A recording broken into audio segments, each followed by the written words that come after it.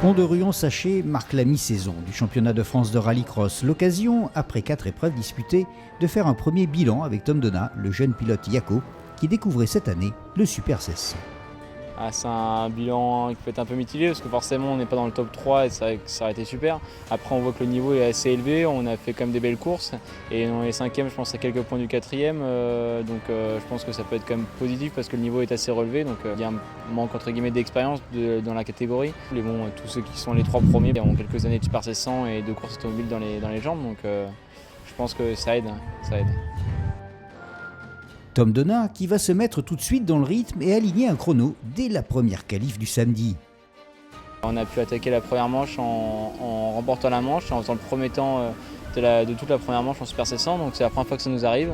C'est donc très positif parce que bon, ça montre qu'on est quand même dans le coup, qu'on sait aller vite. Jimmy Terpero, l'autre pilote Yako, lui aussi bien dans le coup, le déclic a eu lieu à Lavaré. Il reste sur la lancée de sa victoire. Tout est encore possible, on est avec le décompte à 5 points de mémoire, donc il n'y a rien de perdu, donc chaque épreuve, il faut la faire bien, donc c'est ce qu'on va essayer de faire ce week-end, on verra. En pleine confiance, Jimmy va s'imposer dans sa demi-finale, alors que Tom terminera deuxième dans la sienne, derrière Samuel Peu. C'est donc fort logiquement que l'on retrouve les deux pilotes Yako en première ligne en finale, aux côtés du poleman Samuel Peu. Le départ, vous allez le voir dans un instant. Et voilà, c'est donc parti et c'est Samuel Peu qui prend le commandement devant les deux pilotes Yako. Les deux pilotes Yako à la lutte, eux, pour la deuxième place, alors que Enzo Libder est quatrième.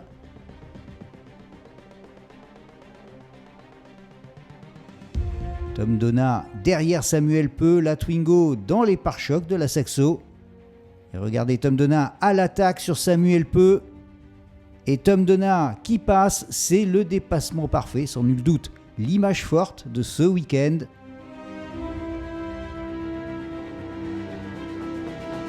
Tom Donat seul en tête, on se dirige vers l'arrivée. Et victoire du pilote Yako. Tom Donat remporte sa première victoire en Super 1600. Samuel Peu est deuxième. Jimmy Terpero termine à la troisième place. Tom Donat vainqueur, mais surtout, ce que l'on retiendra, c'est que le pilote Yako s'est imposé ici avec la manière. On a passé un cap parce qu'on était vraiment dans le rythme à attaquer les autres personnes, donc là de faire ça jusqu'en finale et de réussir à aller chercher la victoire, c'est un sacré cap qu'on a franchi et j'espère qu'on va garder le bon cap justement. Tom a gagné une place au championnat, il est désormais quatrième derrière Maximilien Evenot, et si Jimmy Terpero et Samuel Peu ont encore une confortable avance, ils vont devoir désormais se méfier de Tom Donat. Rien n'est fait, il reste encore 4 courses à disputer.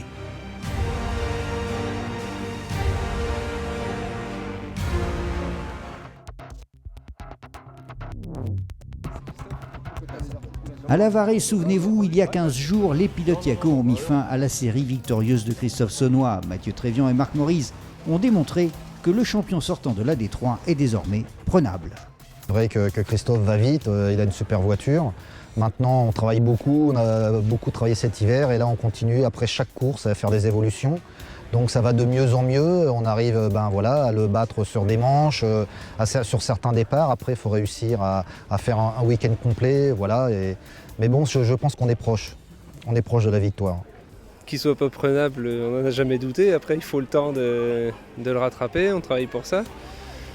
Le titre 2016, j'avoue que j'y pense pas trop. Trévian, Maurice, Saunois en bagarre depuis le début de cette saison 2016. C'est donc sans surprise que l'on retrouve ces trois mêmes pilotes alignés au départ de la finale. Le départ est donné et tout de suite Christophe Saunois s'empare du commandement. Il devance Marc Maurice et Mathieu Trévian. Et durant toute la course, les trois hommes vont imposer leur rythme au peloton.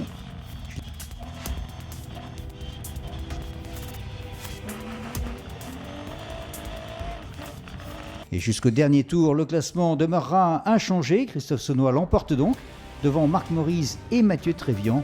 On écoute Marc Maurice. On se rapproche quand même de plus en plus, donc je pense qu'on l'aura un jour. C'est vrai que le week-end s'est super bien passé, je pense que j'étais rapide, comme Mathieu du reste. Il fallait être en pôle à la finale. J'ai pas réussi à le faire, je pense que ça nous coûte la victoire, sinon Voilà, la voiture est performante, mais je pense que ça sera mieux à Kerlabo. En finissant à la 2e et à la 3e place, les deux pilotes Yako continuent de maintenir le suspense quant à l'issue finale de cette Coupe de France de Division 3. Il reste encore 4 épreuves à disputer.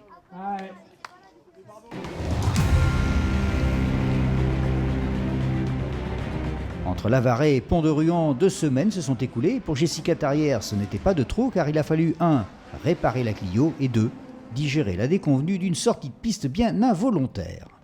Je crois que depuis le temps que je roule, j'ai jamais ramené la voiture dans cet état. Donc c'est vrai que le dimanche soir a été très dur. On est aujourd'hui présent avec quand même des bons essais ce matin, une première manche qui s'est très bien déroulée vu qu'on fait le meilleur temps. Donc là on repart un petit peu sur une deuxième manche assez difficile, mais voilà, ça fait partie du jeu. Mais...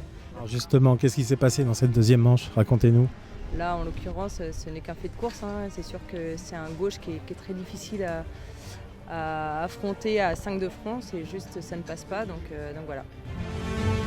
Toute l'équipe de Jessica va se mobiliser pour être au départ le dimanche matin. Mais une fois encore, Jessica va jouer de malchance. Elle casse la boîte dans la dernière manche qualif. Bilan, c'est à nouveau un week-end sans pour la pilote Yako de la Division 4.